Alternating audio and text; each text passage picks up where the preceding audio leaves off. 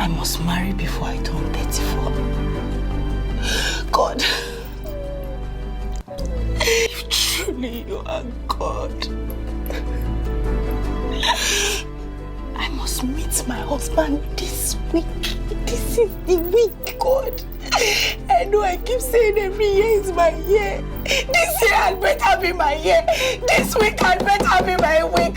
I'm tired. Would you choose God even when the things you have desired for all your life comes and it doesn't look like God's will, but yet you want it? Would you pick God even when it's hard? Bidemi, you will never have any reason to cry again.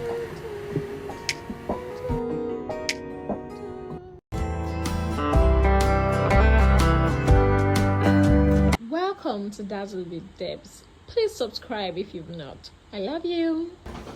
Hi guys, my name is Debbie Eburu and this is Dazzle with Debs. Welcome to my YouTube channel. If this is the first time here, please don't forget to like, comment, share, subscribe, and stay glued to my channel. Turn on your notification button because right here we do lots of spicy things, different things at different times. You're going to get lots of content, movie review, lifestyle, medical. We should talk about Rezu's negatives soon, right?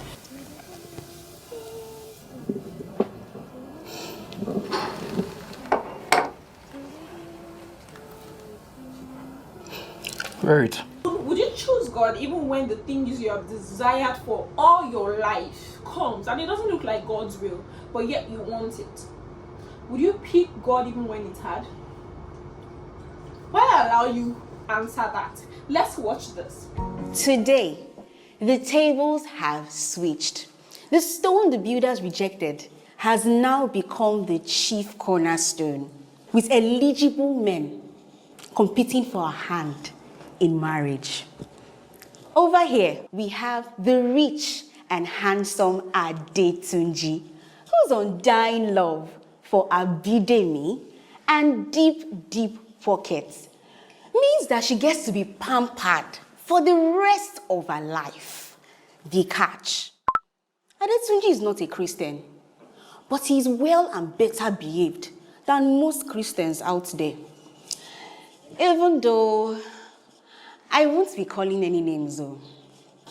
Over here, we have Amata, tongue-speaking, church-going believer, equally handsome, has a bit of a temper. Who am I kidding? He has a nasty temper, might even have some psychological condition, but he can be sweet and very romantic. And he says that without a shadow of doubt, Abidemi is God's will for him. Now, marriage is beautiful, love is beautiful, but what can you give up for love? Would you give up your peace? Would you give up your value? Would you give up your purpose?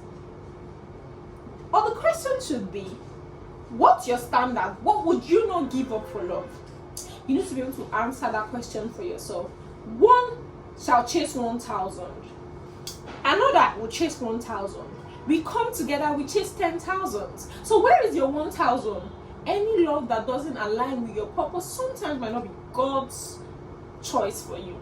God will not give you something that will cause you pain, even under the covering of his gift. It's for the house. So I was thinking if you can move your office to the house, like move your office downstairs, and we can maybe rent out the space and we can use the rent to make payments for the house. You know, we can just manage Any man that says that God has shown him that you are his wife, pray to God also that he shows you that he is your husband. A man of God would not pray in tongue and eat you out of anger. A man of God will not pray in tongue and insult you when he's frustrated. A man of God will not pray in tongue and call you a bag of rice at the slightest provocation. So you should be able to justify. You should be able to separate. He loves God. He knows God. But does he clearly have a relationship with God? Some people claim to be of God, but they are far from God. And there are some moral men that are even way better than them. Watch this. No, I only have two options. I told you about two men. There's a third option. I don't understand. I only told you about 2 men. I don't have a third option. I didn't say there's a third guy. I said there's a third option.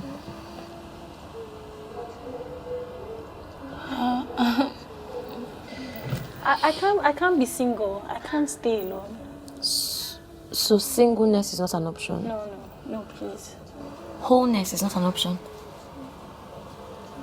Purpose is not an option? Choosing to align your destiny and the destiny of your unborn children to the will of God is not an option? Abidemi, is your future a joke to you? Is your faith a joke to you? No. And is common sense a joke to you? I'm 34. So what? That means you've only lived for half of your life. If Jesus tarries, you'll be here till you're 80. You're just starting life. There's nothing wrong with desiring marriage. I want it for you. But when desire turns to desperation, something is fundamentally wrong. It's better for you to be single, hoping, wishing to get married, than for you to be married and praying to be single. You see, one of the most impactful quotes I ever heard was from a bus conductor. He said, "It better make you reach where you dey go 9 o'clock than make you reach hospital 8 o'clock because you dey rush." Abidemi, do you want to marry now or you want to marry well? This other guy was a Muslim, but he had better character. But damn, how many times have we rejected God in ways that we did not even know? So this story, let me not be sounding all spiritual and all those, what has got to do to death? But yeah, I'm a Christian girl. So this story is about a lady who desperately wanted to get married. She wanted to get married before she turned 34. She wanted to get married because she felt all her friends were married, they had kids and all. She felt there were no prospects. She loved her boss. Only for her boss to introduce one of the newbies as the girl who wanted to get married.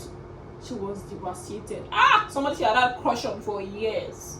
Now all of a sudden, a long lost crush, a guy that has had crush on her all through school, came by. But he had his own package. He was a Muslim and he had married. He wanted her to be the second wife. Let me not spill too much. Where is another guy, a neighbor, that moved into our house? Because they will say a girl is not supposed to drive a car without her when she's not married. A girl is not supposed to buy a house when she's not married. A girl is not supposed to achieve this when she's not married. She had all of those saying, but she still went ahead. The office presented her with a good deal to get her own house, and she decided to play along. And she found this guy, a neighbor. Yeah, he came over as all the night is shining and was speaking in tongue, praying, sweet Christian brother with a little spice, you know what I mean? A little bit of anger, a little bit of boss, a little bit of controlling temper, bad temper, everything. Now, she thought she had two options: to choose either the man who didn't believe in Jesus, had a wife and was a Muslim, but with a very good character and that loves her madly, or to choose the one who claims to love her, speaks in tongue, calls himself a Christian, claims to believe in Jesus, but has a very terrible anger issue. That is to tell you that God can give men gifts. A man can come and prophesy, and the prophecy may be right, because God can use anybody. But is that person's God will for you? Does his life align with the plan and purpose of God for your life? You got to be clear about God's will for your life. One thing I've learned, I would rather be late in my calendar if it means being on time in God's calendar. So if you say you're running out of time, who determines when the right time is? You or God? Last to marry is not a fool. God has a plan for your life.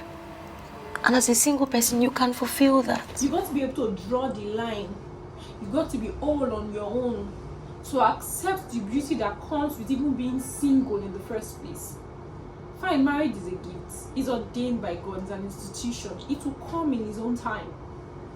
And it will be beautiful. You will clearly see that this was God.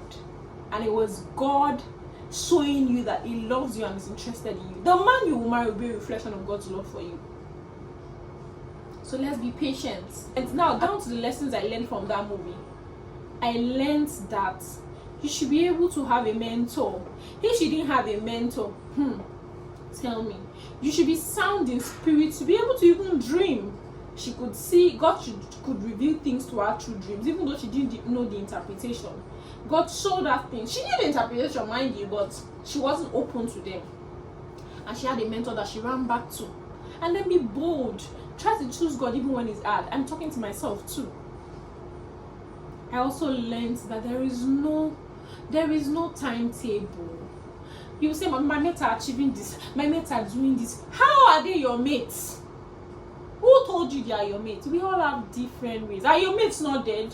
Are your supposed mates not in the village? Are they not farmers? Are they not working for you, calling you master? So why is it only when it comes to positive things that you think you have not gotten, that you remember, oh, my mates are doing this, my mates are achieving this? Let's be calm. Any sorrow, in God's time, everything will happen.